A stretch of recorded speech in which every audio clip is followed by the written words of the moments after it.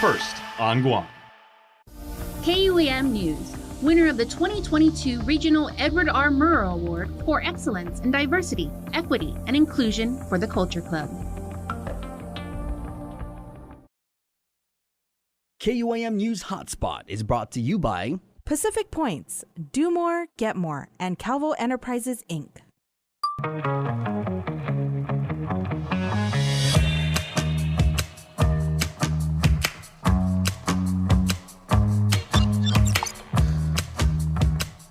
Hello, I'm Jason Salas, everybody. It's a rainy Tuesday edition of the Hotspot. We hope you and yours are being safe out there if you have to be on the island's roadways. We're going to get you all up to speed on what is going on with the flooding situation on island. So let's get to it. The menu, brought to you by King's Restaurant, always open, always local, and Ruby Tuesday Guam, home of the Fresh Garden Bar. We're going to tell you about the man that led police on a high-speed chase last week, facing additional charges of carjacking and robbery. Internationally, Russia launched dozens of missiles into cities across the Ukraine. Early voting for the general election on Guam does begin, and we conclude our candidate conversation series with two experienced leaders in the Guam legislature. And as I said, make no mistake about it, my friends, it is wet all over the island. Landon Idler from the National Weather Service told us as much yesterday, of course. And with flooded roads making it impassable for many trying to commute this morning. One of those included one of our own here. Daniel Perez got stuck in Chalampago, but he files this report letting us know what is going on with the rain situation. What do you got, Daniel? Jace, the flooding has really affected everybody on island, both central and southern residents. Take a look at where I'm standing. This is in the village of Chalampago in Naki Street, where this flood has taken a lot of victims already, maybe about 5 or 6 cars and 1 school bus carrying GW students. Now, we've been seeing a lot of videos circulating online, similar to this, such as the ones in Pago Bay, Polaris Point, and Barragata. Now, the Guam National Weather Service has issued a flash flood warning today, so be sure to watch out for that, as we are also currently in a flood watch into tomorrow, so expect more rain. For now, I'm Daniel Perez. Back to you in the studio, Jace. All right, good hustle, Daniel. Please be dry and be safe out there. Of course, Daniel reporting from Chalampago, but we have been getting reports as well as images throughout the island. The obvious areas, Polaris Point, as Daniel mentioned, the low-lying areas of Tuman, here up in Harmon, many parts of Garrido. And please let us know if there is flooding in your area. We'll report that throughout the day, of course. So thank you for sending us your images. Elsewhere today, the man accused of leading cops on a high-speed chase could now face additional charges. 21-year-old Jonathan Pangilinan is being accused of retail theft incident in Sinanya and robbery and carjacking down in Talafofo. Both incidents occurred on the 1st of October, with GPD not specifying the store's name. The victim in the robbery incident identified Pangilinan as responsible for stealing his money and car. Pangilinan admitted to his involvement in both incidents, and he was arrested for robbery, terrorizing, and carjacking. Pangilinan also sent police on a high-speed chase through the island last week in Garrido after KUAM let GPD know that there was a robbery at Costco Mart. One man already on felony release for 3 cases stretching back to 2019. Curtis Garrido is now facing more charges, this time robbery as a 3rd-degree felony with notice of a felony committed on release, and family violence and theft, both as misdemeanor charges. A woman reported to police that on October 7th, Garrido gained entry to her home despite him not being welcome there. Garrido allegedly headbutted the woman and punched her mouth before snatching her cell phone. The woman tried calling back and to return the phone to her child. Garrido was recently arrested back in June for drug possession while on felony pretrial release for 2 other cases. Last year, Garrido was charged with drug possession with notice of commission of a felony while on felony release. It was for a 2019 case where he was arrested for burglarizing GDOE's warehouse down in Pidi, as well as drug possession in that case. A squabble over a fan reported stolen ended with one man being shot and another facing charges for allegedly trying to kill that man. Trial started yesterday for defendant Jerome Cruz downtown in Superior Court, with the jury hearing both sides. Prosecutors also called the alleged victim to tell his side of the story. Here's Hannah Devon's. It was a friendship that lasted several years between 2 men, the pair even going to cockfights and fishing together. Today, those same men, including Jerome Camacho Cruz, who you see here at the defendant's table, both appearing in Superior Monday, and both are no longer friends. Cruz facing attempted murder charges for allegedly shooting his friend back in February. His friend, the alleged victim, taking the witness stand during Cruz's trial, sharing how it all went down. There was a fan that went missing there that was at my house, and when I wasn't there, he took it. The alleged victim testifying that he called Cruz demanding that he stop coming over and taking his belongings. Cruz showing up to the victim's home. That's when things unexpectedly went wrong. I just ran outside and then we got into something and then he fell backwards down my driveway. Okay. And then that's when I felt I got shot. Okay, so what do you mean by got into something? Like I kind of like need him or something. You need him? Yeah. Okay. And then we went to the ground. That's when I felt I got shot and then I just ran back to the back part of my house. The victim testifying 2 others showed up with Cruz armed with what appeared to be machetes or swords. Prosecuting attorney Leonardo Rapadas, during opening statements, telling the jury that witnesses reported Cruz confessed to this shooting, arguing Cruz did it to teach them a lesson. But the defense told the jury the alleged victim cannot be trusted. Defense attorney Bryson Brazil contends prosecutors lack evidence to prove Cruz is guilty of any crime, arguing no witnesses reported seeing a gun fired that day, adding no gun and no bullet was ever found at the scene. Trial is ongoing before Judge Alberto Tolentino. Parties anticipate it will take about a week to complete. More local news in just a moment, but internationally, Russia launched more than 80 missiles into cities across Ukraine, killing about a dozen people and injuring dozens more. Russia says these strikes were retaliatory, with the U.S. calling it unprovoked aggression. President Biden condemned the Russian missile strikes that rained down throughout Ukraine Monday. He said these attacks killed and injured civilians and destroyed targets with no military purpose. They once again demonstrate the utter brutality of Mr. Putin's illegal war on the Ukrainian people. Ukrainian officials say the Russians had 2 targets in mind: energy infrastructure and people. The war against civilians. Putin needs Ukraine without Ukrainians. There were dozens of civilian casualties in the strikes, and Ukraine says at least 11 major energy infrastructure targets were hit. There are now many Ukrainians left without power, water, or heat.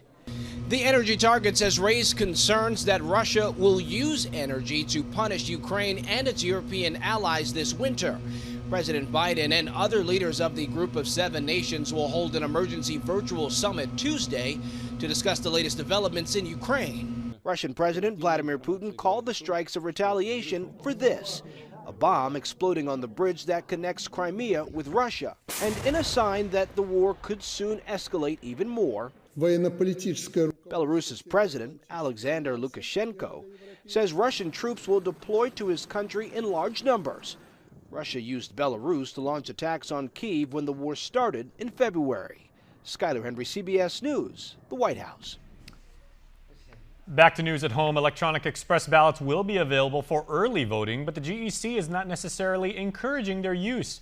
During a Monday meeting, Independent Commissioner Attorney Pat Seville explained that there is an issue with that particular voting format, as Nestor Lecanto explains in this next story. On the electronic format, you only see a handful of candidates, and so you first have to scroll through all the way it's set up now, all the Democrats, and then you go to all the Republicans. So that seems to give a built-in advantage to whoever's first. This primarily affects the legislative race, which has the most number of candidates. On the paper ballot, you can see all the names on one sheet. But reorganizing the electronic ballot to do that would present another challenge. If you change the order that they're in right now, they couldn't, the printout from the electronic machine could not be used in the tabulation. GEC contractor representative Jason McDonald. There's some inherent risks that you would have to manage 2 databases. You would have to essentially have 2 sets of tabulation, and then you could sort of manually combine the results at the end. That obviously runs, and that gets a little bit risky. Commissioners decided to still use both formats, but favoring the more conventional one. The only fair solution I could see is that for this election, we have that as an option, but we don't push it. If somebody asks for the machine, if they say we want to vote electronically, then allow that. But the default for any voter who comes in should be the paper ballot. The contractor said combining all names on a single electronic ballot was possible if they used machines with larger 22-inch screens. However, it's too late to provide them ahead of the November 8 election. For KUAM News, I'm Nestor Lecanto.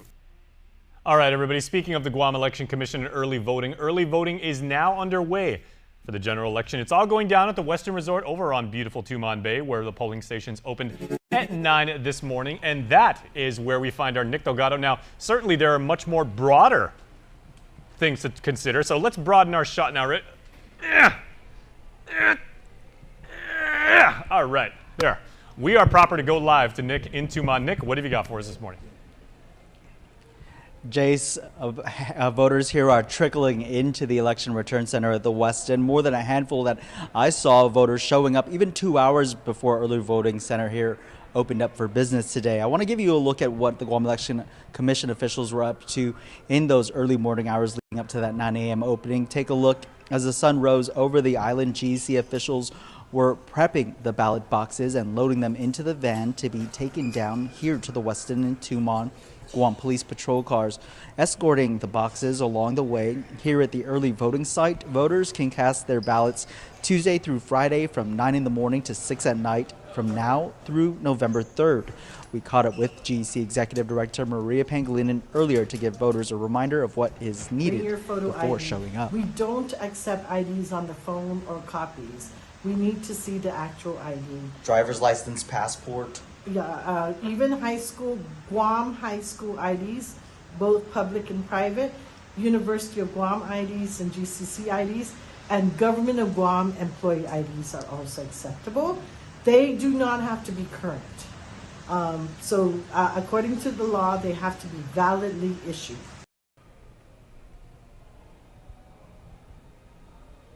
Now, what's different here, aside from what we saw during the primary election, is once you park here at the Westin Hotel, you'll come up to the lobby area, and then you'll enter in what used to be the exit here at the mezzanine level to go in there and cast your vote. Of course, voting again is going from Tuesday through Saturday from now through November 3rd from 9 in the morning to 6 at night.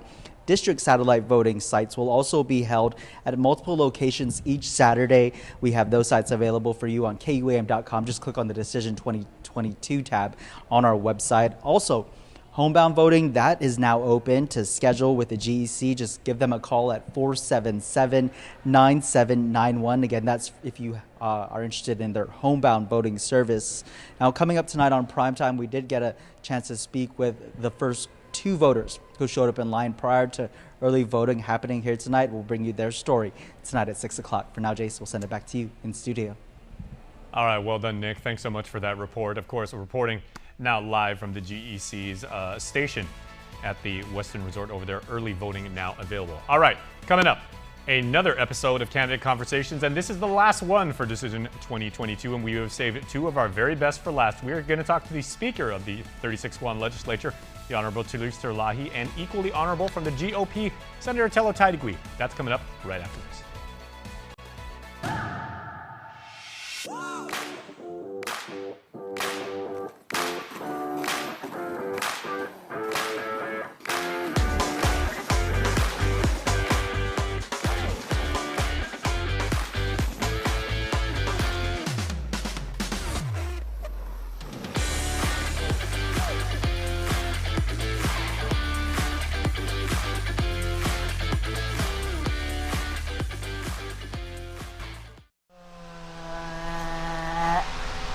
Dance party. Let's go. When inspiration strikes, say yes with the new Priority Unlimited credit card from First Hawaiian Bank. Wherever you shop, whatever you're shopping for, you can earn 2% cash back on everything you buy. From small stuff to big stuff to stuff you want. A card that rewards you for every purchase and helps you stay connected to everything that matters. Today, I'm Kelina from Docs Kitty College. And I'm Kristen from Docs Daycare and Preschool. And we are so honored to be caring for the children of Guam.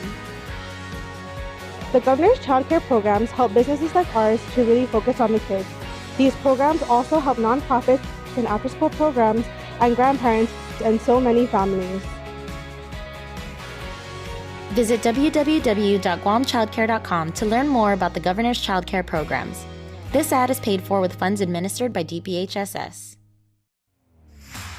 Pacific Points is more rewarding with friends. From now until December 31st, get 300 bonus points for every friend you refer that signs up and earns points. Both you and your friends will enjoy awesome rewards like free Shell fuel, rebates on your IT&E bills, vouchers at Foodies, and United Mileage Plus miles. Plus, earn more points to upgrade your membership tier and enjoy even more exclusive rewards. Learn more at PacificPoints.com or download the app. Pacific Points. Do more, get more. As the Decision 2022 race shapes up, keep it with KUAM News for all the news you need to know as you head to the polls. From weekly candidate profile analysis on the Hub on KUAM News HotSpot to our online candidate directory on KUAM.com, special features on KUAM Digital and KUAM News Primetime, plus live coverage of forums and debates. We're your one-stop source on every platform. Stay informed with KUAM News, your news leader, the voice of the KUAM News Tomorrow News Update sa stream gigi internet di Isla Radio kami KUAM News YouTube na channel. Pati esti gidiuda din kinimitin mami para insisteni ilinalay lengwahita din kulturata para todo henerasyon siya. Yun na fatwi sa Tomorrow News Update ni Fambilan Mizo gi First Hawaiian Bank.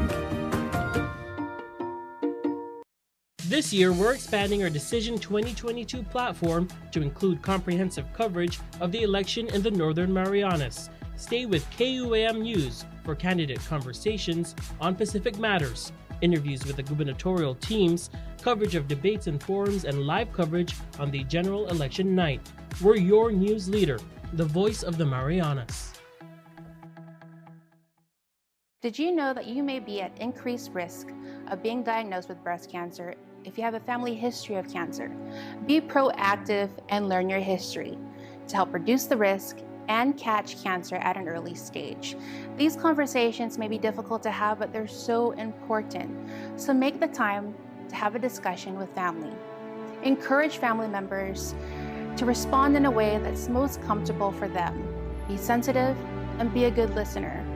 Write down who's had cancer, the age they were diagnosed, and what type of cancer. While respecting privacy, share your potential increased risk with your doctor, and they can recommend testing and screening most suitable for you. This is just one step that you can take in helping you understand your risk for breast cancer, and it may lead to early detection.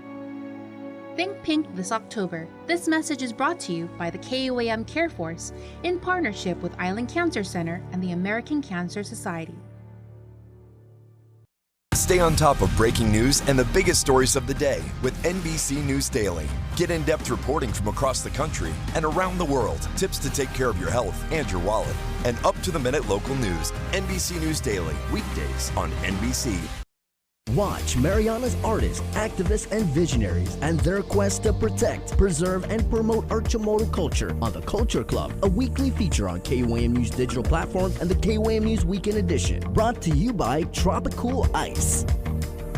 The Culture Club, winner of the 2022 Regional Edward R. Murrow Award for Excellence in Diversity, Equity, and Inclusion.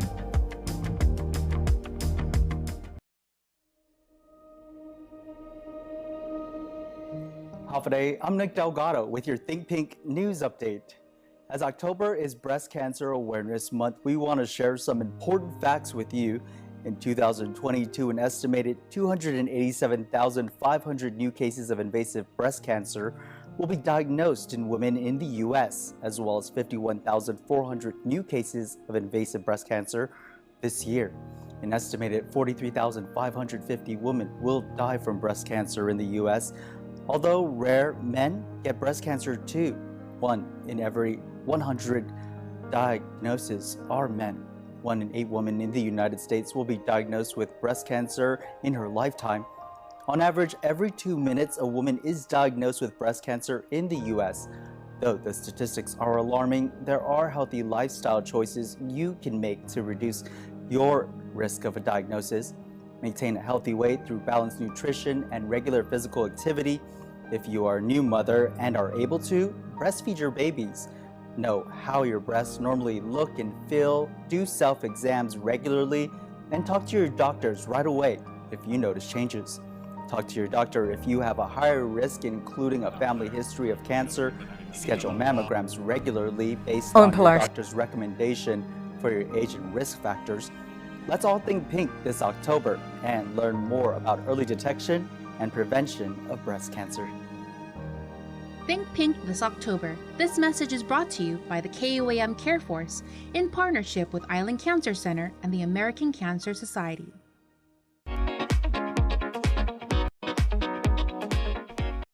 Welcome back to the show, everybody. As they so fittingly say in literature and many love songs, all good things must come to an end. And we have really enjoyed bringing you candidate conversations throughout the Decision 22 election season. We have been talking to each and every one of the candidates who want to serve you as senators. There are only 15 spots available in the November 8th general election, of course, but we have two of our very best, two wonderful, lovely local ladies who have committed basically their life's work. This has become their career at this point, to serving, to creating policy, to defending that policy, and to representing you down at the Guam legislature. So I have with me for the last episode of Candidate Conversations, and I am proud to be joined on the KUAM couch by none other than the Speaker of the 36, the Honorable Therese Terlahi. Good morning, Madam Speaker. Thank you. Good morning, Jason. Thank you so much. All right, and you probably saw during the commercial break we did like the whole hand pound. It was actually Senator Tello Taitagui's idea. We're like team last. Yeah, team last. I know we're not saying that about how you'll finish in the election, but we're saying last episode. Absolutely. Okay. Well, good morning to you and to the KUAM staff and to the people of Guam. And you literally just came back to the island yesterday, so hopefully the jet lag is not going to going to affect your questions here because you're always sharp. But let me ask you, Senator. You're coming from Tamuning, right, to come up here? Yes. How was the traffic going over there? Because the flooding is crazy today. Well, I think everyone's taking the precautions and kind of eliminating their drive time today because of the flooding. So it was pretty smooth, but I didn't come into any real floods. I'm only from Tamuning to Garrido, so it was good. It was smooth.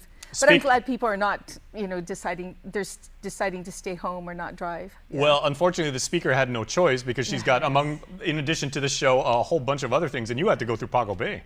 Right, so we had two choices this morning, unfortunately. Woke up to the chat saying you can go through Palantat, which is flooded, or you're going to go through Pago Bay, which is also flooded. People were turning around. There was a huge delay. Traffic was backed up all the way from Pago Bay to the St. Francis Church at one point.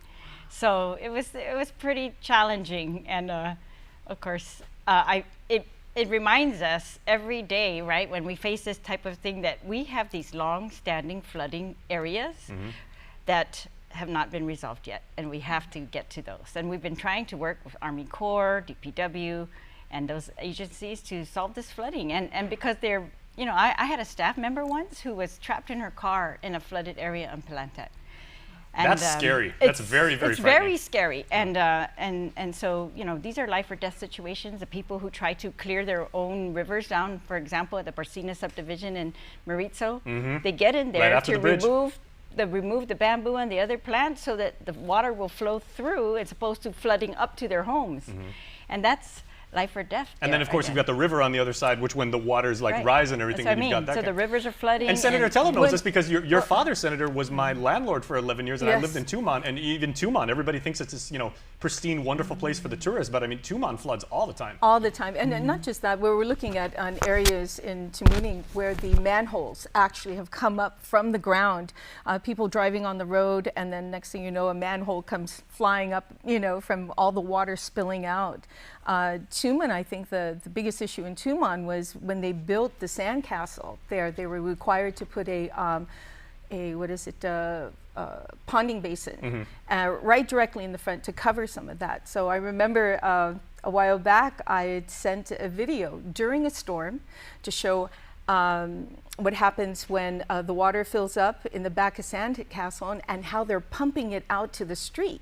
Yeah. And that is a major issue in causing the flood and major safety issues. So anybody living on Fujita Road, if it really starts raining heavily and everything like that, you basically can't get out. So. Yep. So I brought it to EPA's concern and had them address it many years ago. So that, you see that rubber hose that is coming out from the back of sandcastle pumping out. I hope it's not doing it anymore. Well, ladies, this is a perfect segue into my first question for you, because the one thing that I've admired about each of you as policymakers is your continuity. And both of you have told me, on the air and privately, sink or swim, I'm going to stick to my guns and I'm going to do what I have to do for the people.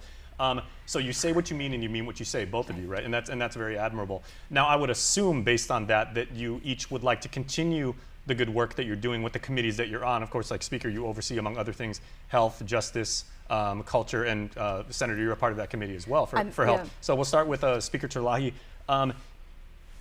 What does it mean to you in these very trying times, especially over the last 2 years, to serve on that committee? And just for honks and giggles, if you could serve on any other committee in the next legislature, is there another one that you would want to consider? I actually hope, if I am reelected, to keep the committee on land.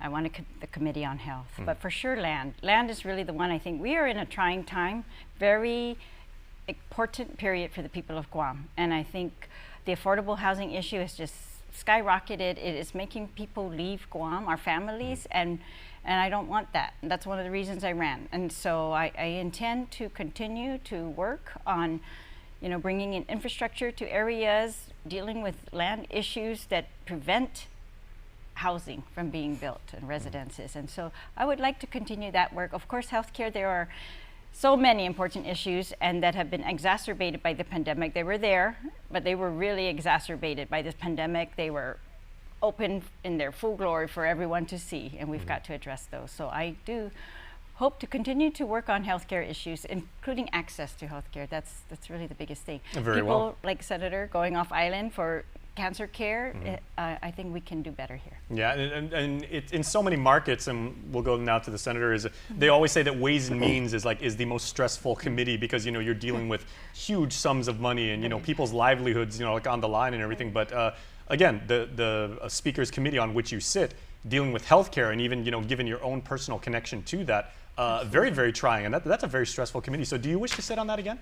Oh, absolutely. In fact, I'd like to thank the Speaker for allowing me to be the chairperson on the subcommittee of medical malpractice. Yep.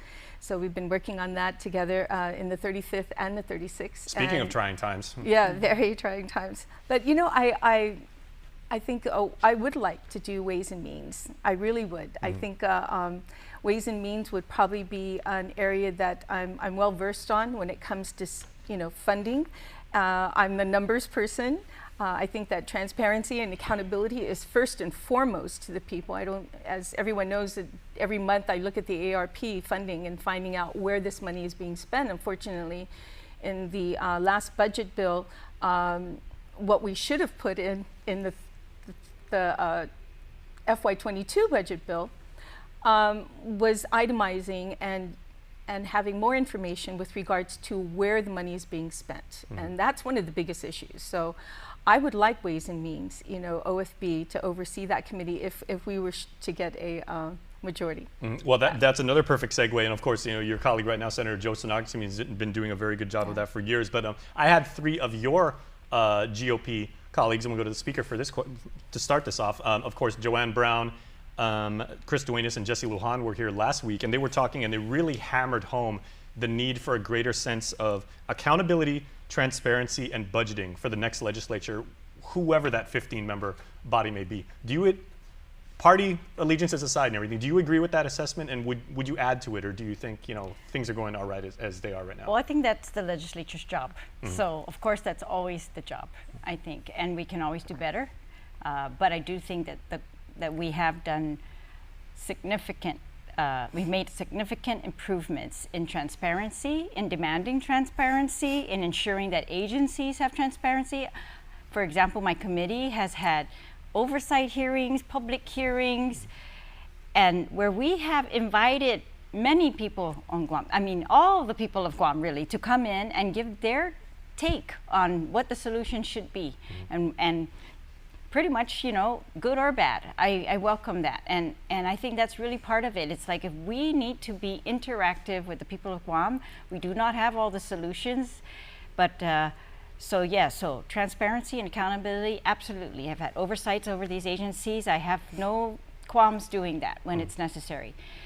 Finances, absolutely, we can be better. I think that's like I said, that's our job at the legislatures, to make sure that we know the finances. If we know the finances, if the people of Guam know the finances, we're not going to find all these things years from now, bad deals, corruption, all of that. Inaccurate numbers. Correct. And what have you. Yeah, and we can put it where it's needed, prioritize correctly if we see all the information correctly. And as far as transparency, I believe, because you are the speaker, it was also your call that right in the middle of the pandemic to make more of the public hearings and the community feedback sessions available on things like Zoom. So when we were still locked down or when people could not attend for whatever reason. Absolutely, and we've continued that after the shutdowns, right? We've continued to allow virtual hearings for, in some cases, to allow accessibility for all. Indeed. Thank you, Speaker. All right, Senator Teitigui, of course, your colleagues, and I know every member of the Republican Party, you know, you guys stand united, saying they want to bring back a Republican majority for what would be the first time in 14 years. So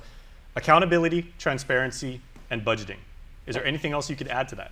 Well, I think it's the checks and balances. Excuse me, the checks and balances are very important in government, and the legislature should be able to provide this type of, a process, not being persuaded by the administration. And a lot of times we tend to see that in the legislature, and it doesn't bring that most important check and balances that's needed. I think we have to allow the transparency and accountability in the forefront of everything we do. We answer to the people. They're our bosses. And many of the senators forget that they are our bosses. I think the virtual hearings that we've been having, and I thank Speaker for having all those roundtables and oversight hearings, but unfortunately she's only one. You know, we've rarely had oversight hearings on certain agencies that were really needed. And I think it's time to call out individual senators who lost the people's trust in that.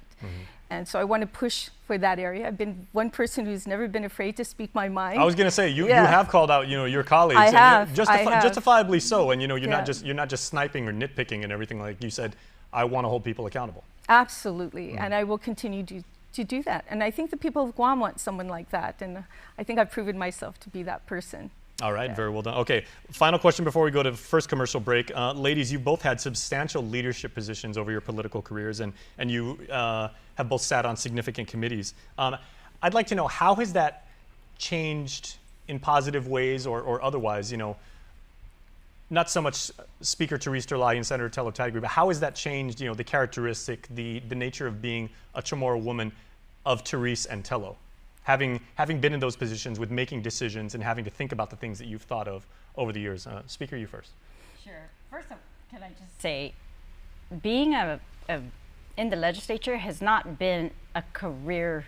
It was never a career ambition of mine. Okay. So that it's just, I came to this after 27 years of being a lawyer in private practice, after teaching at the University of Guam, and many other things. So I brought all my experience to the legislature trying to resolve long-standing issues that have not been resolved for Guam. I was tired of hearing it and complaining about it, and I wanted to be part of the solution.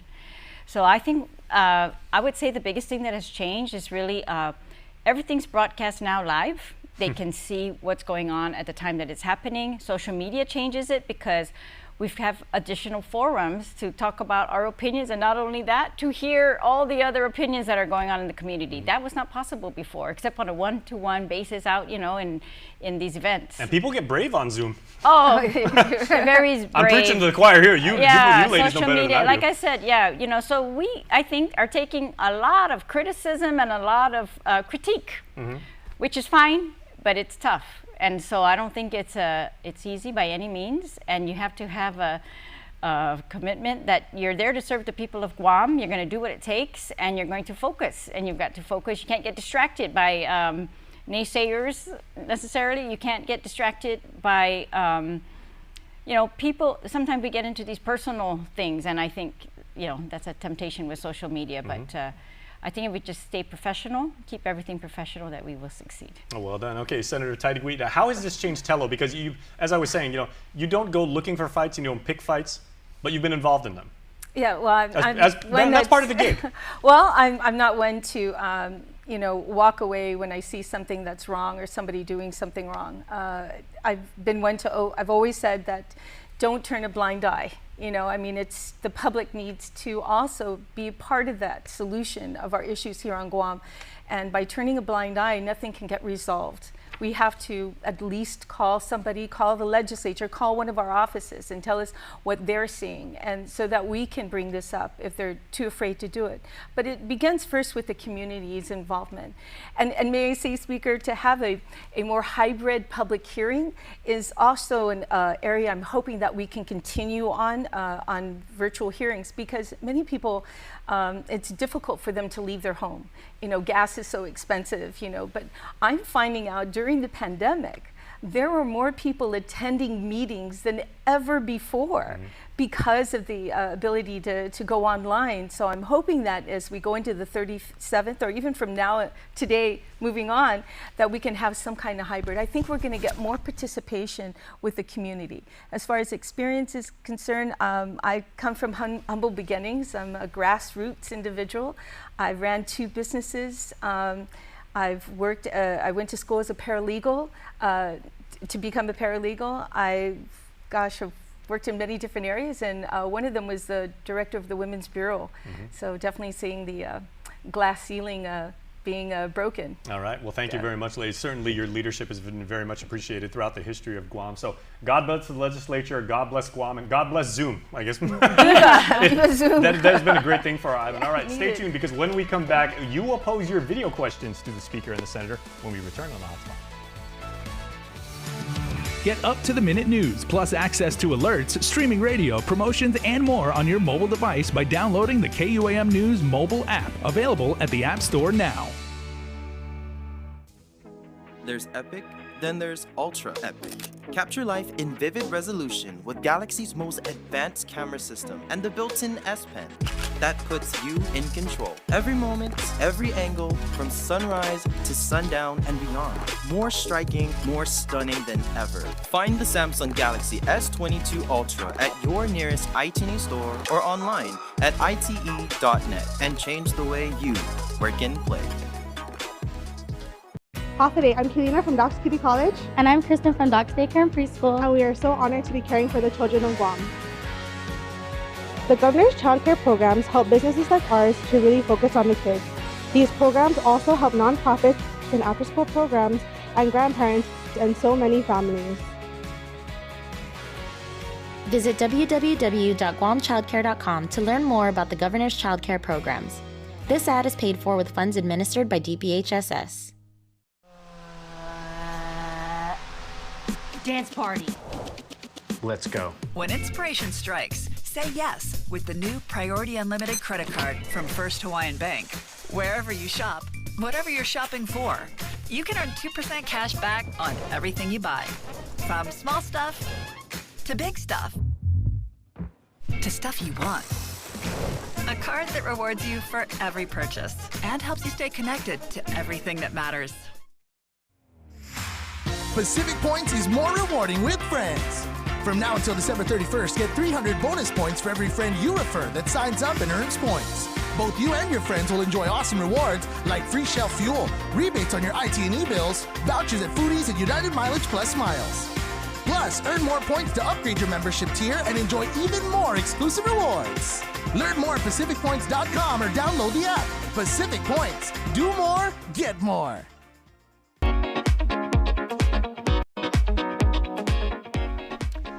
It's time for the last episode of Canada Conversations, and now we are getting into your video questions, and we will go to the video for Speaker Therese Terlahi and Senator Tello Taidegui. Our first question comes to us from Jen.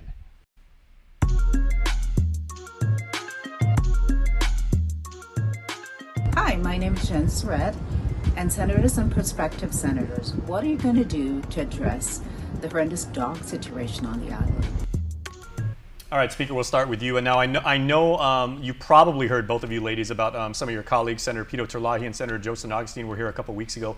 They were alluding to the fact that, we can try our best with spaying and neutering or, sending stray dogs, get them fostered, send them off island. But they also indicated that euthanasia is also a option that they are highly considering. And that raised a few hairs on the back of many a Guamanian, and I'm sure most of the dogs. So, Speaker, we'll start with you. Not making light of this at all. So what will you do to help the stray dog situation? Okay, well, I think that the government has, since I've been in the legislature, I have seen them put more resources towards GAIN, towards the mayors for this particular problem, this stray dog problem. It's a health issue. And so I think, of course, you oversee health. That's correct. And so they have been making strides in, in this, the collection of the dogs, getting them up to gain. The problem is they continue to run out of storage. It's like there's never enough room.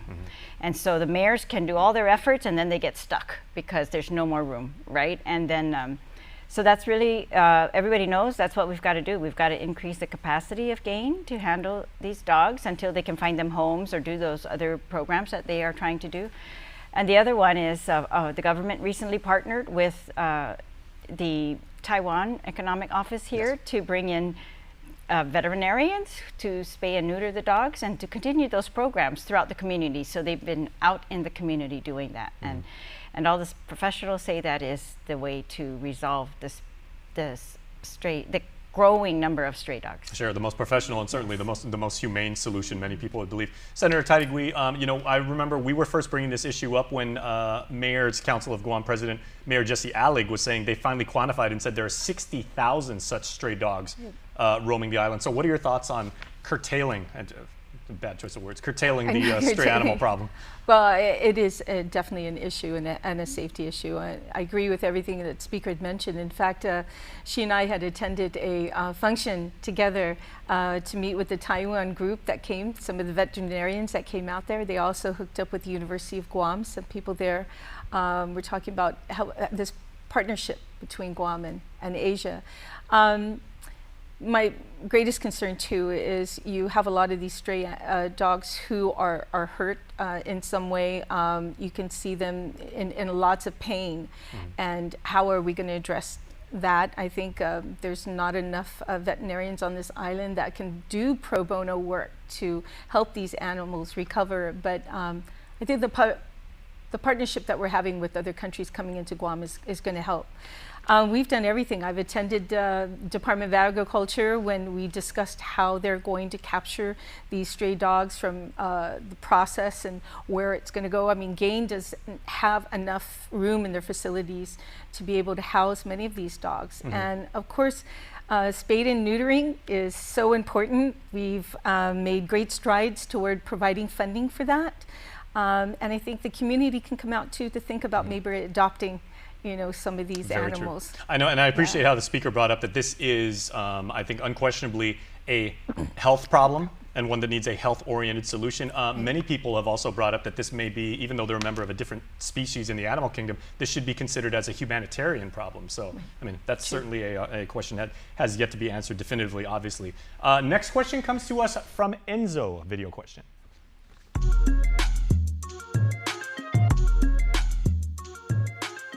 My name is Enzo and I work here at the Compadres.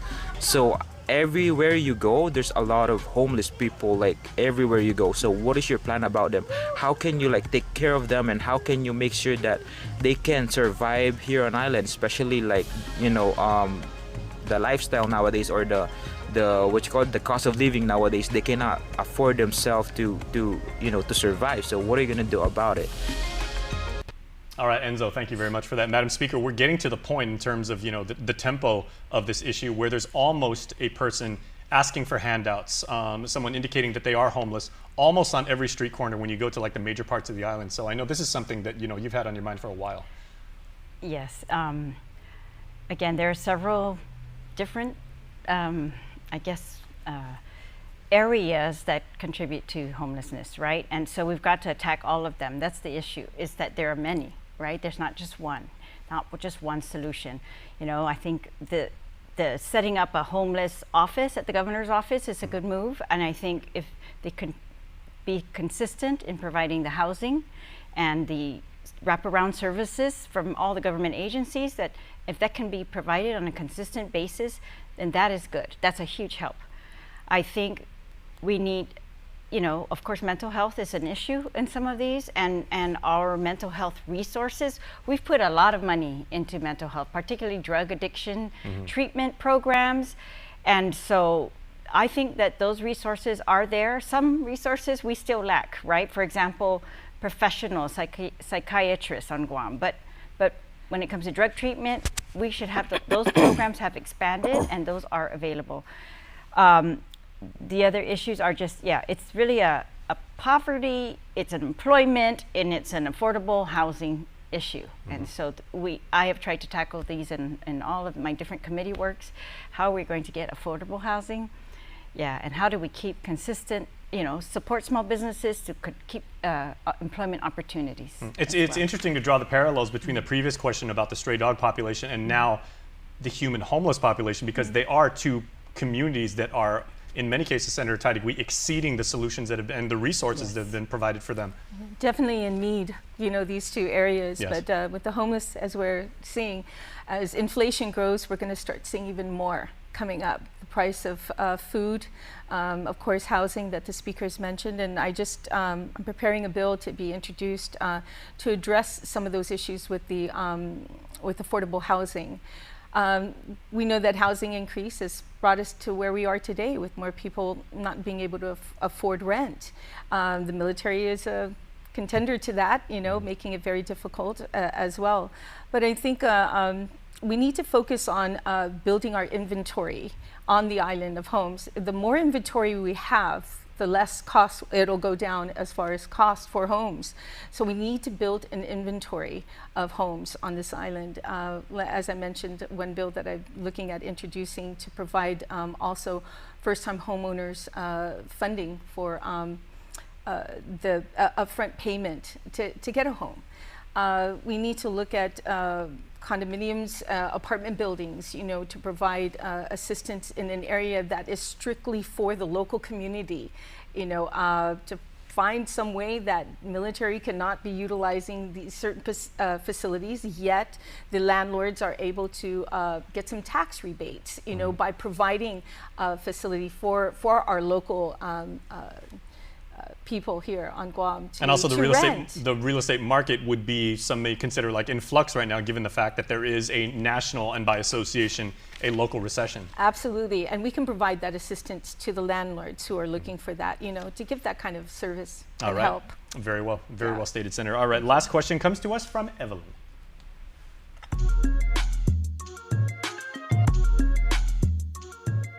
Hi, my name is Evelyn Dueñas, and I am an individual with disability who lives on Guam for many years, all through my childhood. My question for the candidates is, when will we have services reliable for individuals with disabilities? Needing personal assistance services, yes, you do. and reliable, comfortable, safe transportation run 7 days a week, including Sundays and holidays. All right, thank you, Ms. Evelyn, for that question. Speaker, of course, very, very sensitive subject here, but making sure that we can provide a plethora of resources for our beloved people with disabilities on it. But specifically to Evelyn's question, when it comes to transportation, how can we make sure that they have an adequate supply? Can I first just thank Evelyn? Evelyn's been an advocate since I've been counsel to the legislature, which was 30 years ago, 20 years ago. She's been a consistent advocate. She even served on that transportation board. And I didn't know that. Yes, so she has made the issues of people with disabilities known, and she's even made the solutions known. So I want to thank her for all her work. She makes the effort to come down to our office to see us. She has to take public transportation. So that's a big thing. You got to wait for it, and it's not convenient at all.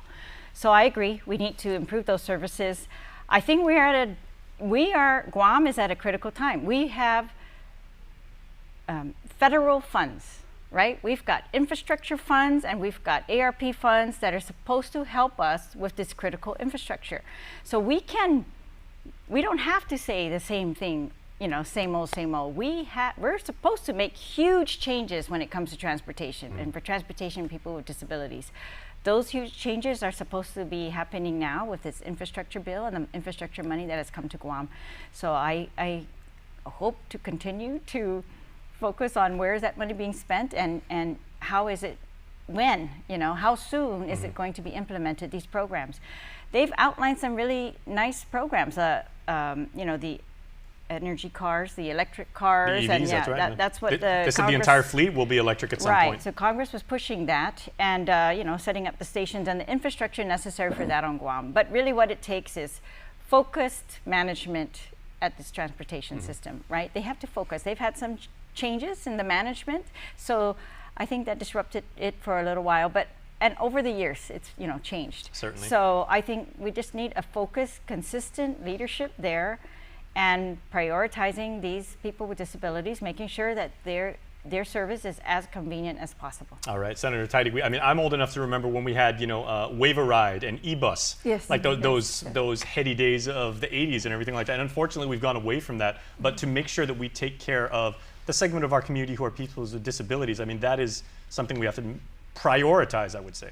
Absolutely, not just in transportation, but in everything that we do. In fact, when I brought up about the Zoom at public hearings, many of them can't make it down to the public hearings. So this is an opportunity for those with disabilities to participate in public hearings, you know, that are not able to come down. So every aspect of the word of what we do, we have to consider those with disabilities and how we can make their life, give them the same quality of life that we all enjoy as well. The infrastructure bill that the speaker brought up, that's $11 million, almost $2 million a year for the next 5 years that the federal government has put aside for us to address this. I know that the roads, we have money for roads, about $95 million in public roads. And as we addressed some of the repairs on our federal roads, that we have to consider stops, not just the straight road, but the ability for a bus to come into a cul-de-sac and pick up individually safely. I mean, you've seen some of you see some of these bus stops, they're right on the side of the road. I mean, I never thought about that, but most buses could not fit in like a League One Terrace court or a cul-de-sac, you know, exactly. So they need to, when they go into preparing the roads, they have to keep in mind people with disabilities, and we will all have to do our part, because one day, you know, we're going to get to a point we might not have a disability at a young age, but as we get older, we may be having a disability. Exactly. And I don't know if I told you, but within by 2034. There will be more seniors over the age of 65 than there are children in the U.S., in Japan, and it'll happen in Guam too as well. So we have to prepare ourselves for that as well. Interesting. Thank you for that statistic also, Senator. Thank you. Really interesting. All right. Really, really interesting insights on some very pressing island issues. But when we come back for this lightning fast commercial break, we have our lightning round, and we will find out the lighter side of Therese and Tello, if I may, when we come back. This year, we're expanding our Decision 2022 platform to include comprehensive coverage of the election in the Northern Marianas. Stay with KUAM News for candidate conversations on Pacific matters, interviews with the gubernatorial teams, coverage of debates and forums, and live coverage on the general election night. We're your news leader, the voice of the Marianas. All right, I told you it was fast. Blink if you miss it. It was a lightning commercial break, and now it's time for our lightning round. So we'll start with the speaker. Speaker, no, these are easy. Okay. We know you like to have fun. You're a proud Guamanian. So Speaker, when you're at a fiesta, what are Speaker Therese Terlahi's must-have items on your fiesta plate? I always look for Kelaguen. Okay, what kind of Kelaguen? Kelaguen deer. Ideally shrimp. Okay. But I look for all of them. I like any kind. Okay, do you go for the super pica Kelaguen? You like to have like the seed as well, or? Not super pica, but like I said, I like Kelaguen, so I'll try all of it. Any kind, yeah. Very good. Yeah. Okay, and tell you what, for purposes of this discussion, you also get like the big Dixie plate with like the 3 compartments, so you can separate. Of course, that would be ideal. There you go. No, of course, I like. Everyone who knows me very well knows I like almost any kind of food. I'm not picky at all, and I love like Pica. I love Kelaguen. I love anything. Oh, you've just expanded the Dixie plate then. Okay. Dixie. That's why you have to go for round 2. Agansuni, everything. I love Chamorro food, and I love food. Okay, it's almost 12 o'clock, so I know we're heading towards lunchtime. So, Senator Tello Teidig, what is Tello's must-have on your fiesta plate? I love how you say the Dixie plate. Expanding the Dixie plate. Not the cheap styrofoam one. We're talking about like the one that can hold some, fried chicken and, the marble. Well, every time I go to a fiesta, I make sure I look for the eggplant and coconut milk. That's one of my favorites. You know, everywhere I go, I always try, and there are different tastes, you know, to eggplant and coconut milk. I hope you're not driving. I hope somebody's driving you because you're going to take a nap on the way back. Oh, I love that. That's my go-to. Very nice. Yeah. Oh man, you guys are making me hungry. All right. Question number 2, Madam Speaker. What was the last movie that you cried at? Or 2? Boy. Let me get my prepositions I right. don't know about the last, but I remember a television show I cried at. Okay. I'm going to tell you really quickly. We like TV here at KUAM. You know, you ever watch this show, Madam Secretary? Yeah. So I started to get into it, binge watched it, but there was one episode where it was like the island of Nauru was facing a super typhoon. So she was trying to get them to be evacuated. But they showed a scene there. That hits home. Yeah, so they showed a scene there. Everyone was going to die if they stayed on this island. But they showed a scene where they would not get onto the evacuation boat or whatever it was, the plane, and the scene was, so these older people and younger people, the whole community was in this very sacred area. For me, it made me think of like our Lati sites. They were there, and they said, we can't leave this sacred area. You're wearing the Lati right now. I can see how much this means to you. Yeah, so they said that we could not leave this sacred area. And I cried at that point because that felt so real to me, right? Like, you know, climate change is forcing people out of their islands and their homes, and things are forcing our families out of our homes here. Yeah. So I really felt that. And at the end of the scene, it was, they did get evacuated. They took parts of those like historic items, and they took it with them. It's not the same. You need some tissue, Madam Speaker? Yeah, no, here's a script. I'm just saying, you asked. This 8.5 by 11 paper works as it. I don't cry a lot in movies, but yeah, no, that's one interesting. Really got me. And of course, you know, one of the things that you oversee is culture, so I can see how you would empathize and you would sympathize with that as well. Much Thank you. Wow. Oh man. Senator, you have to top that. I'm already crying listening to. I'm a big crybaby. You know, seriously, people think I'm such a toughie, but oh my God, I cry on commercials. You know. Okay. I mean, sad commercials coming on, I cry on. I think I just saw something about a couple who was stranded on a sandbar. Their plane crashed on the sandbar, and the water was coming, and they were saying goodbye to each other. I mean, that it had me already in tears. But and going through my trials and tribulations in my life, you know, every time I see someone who's sick, you know, and they're on the hospital bed, I just, even before they speak, I start crying. So I'm a big crybaby, you know. So. That was good. I thought for some reason I thought both of you were going to say like The Notebook, but what you just said was way better. I'm going to cry at that too. If you're a bird, I'm a bird too. All right. Ask us our favorite lines. I was hoping you'd ask for dessert. Okay, seriously. Maybe we'll get to that. Okay. Question number 3 is, Madam Speaker, what is a hobby of yours? Oh, hobby. Everyone, again, my hobbies have changed over, you know, the years. Eating and crying, we know that so far. But no, one of my big hobbies right now is snorkeling. I can't get enough of it. I like to go everywhere and anywhere where there's different, you know, things to see. And every day the water's different. So I love it. I love the different conditions of the water. I love the different, like I can go to Tagachang every single day. I knew you were going to say Tagachang because you're from Jonya, Yes, right? of course. Jonya rules. And Tagachang, I have to put in a plug. I just think it should be marketed as the most beautiful sunrise in the universe. It is so beautiful. I'll sign off on that. I second that. Right, it is. And so it really inspires me every day. It's just beautiful. It's different, but I like snorkeling and I like hiking because I like to go see all the different parts of places on Guam that I haven't seen. All right. Those are really my hobbies for real. Okay, shout out to Tagachang, all of our friends. Yes. I knew you were going to say that. I knew you were going to name drop. Very well done. All right, Senator, what is it? Okay, of course, you are a very, very successful professional musician, a lounge singer, and a very, very good one. So what else does Tello do? Well, you know, like the speaker said, times change and your likes and dislikes change. So, yeah, it's kind of different. I mean, that I like doing as a hobby now. I mean, I read all the time with regards to any kind of like rules and regs that are coming out, this new hospital medical campus, having to read that. I mean, is Netflix a hobby? It should be.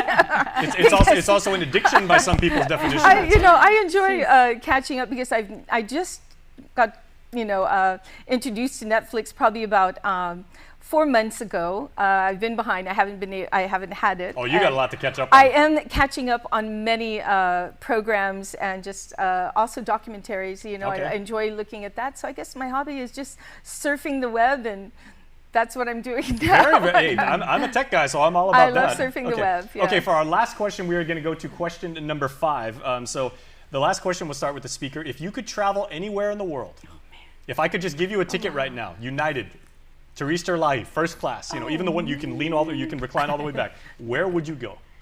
Oh my. You know, the only, I never dream of traveling much, I guess. I always wanted, but I did always want to see all the islands of the Marianas. I want to see them. I want to go to Pagan. My daughter went to Pagan. Oh, nice. It changed her life. I think she always wanted to do that. She went there, and I want to go, and I want to see that too. So, but anywhere really, I'm curious. I'm naturally curious. I like to see different places, cultures, anything. But I love my home, and so I just want to why would you want to travel anywhere when you're snorkeling at the Gothic? Right. So I want to just learn more about, you know, there's a Lati site. There are Lati sites at Pagan, and isn't that and I'd like to see those with my own eyes. Yes. Good answer. All right. Well, very well done, Madam Speaker. All right, Senator, your final question. If you could travel anywhere in the world, I know you were very well traveled already, but where have you not gone? Oh gosh, where have not gone? One of the places I would like to see is Portugal. I heard that Portugal has a good sustainable type of living. It's very senior friendly. Healthcare is good there. Yep. Cost of living is really good there. So I'd like to visit there and see something that you know, is working well for that community. I've heard great things, but Pagan, I would love to go to Pagan. I mean, because that's very difficult to get to. These other countries we can just hop on a plane and go to, but Pagan, it's a little bit different. There's no flights that go into there. You would have to take a long boat ride. I get seasick, but I'm willing to take a Dramamine pill and go for it. But yeah, Pagan would be an amazing place to go to. Very so nice. I have several places, but those are the two probably I'd like to see. Well, we have known for many, many years that Speaker Therese Terlahi and Senator Tello Tadigui, that you are women of many, many talents, of many interests, and of many passions, and certainly the passion for policy making and serving our great island is something that you have, both of you, has unwavered in both of you. So we thank you for your time here with me. We congratulate you on being the very last episode of Candidate Conversations, and we wish you the best of luck. Okay. Team last one. Last one. And tell you what, because the speaker got us all super hungry about Kelly Gwynn, so we're gonna go find some Kelly Gwynn. It's 12:02, and we will see you tomorrow on the HotSpot. Take care, everybody. Please stay dry. Bye. Take care out there. Thank you. Be safe.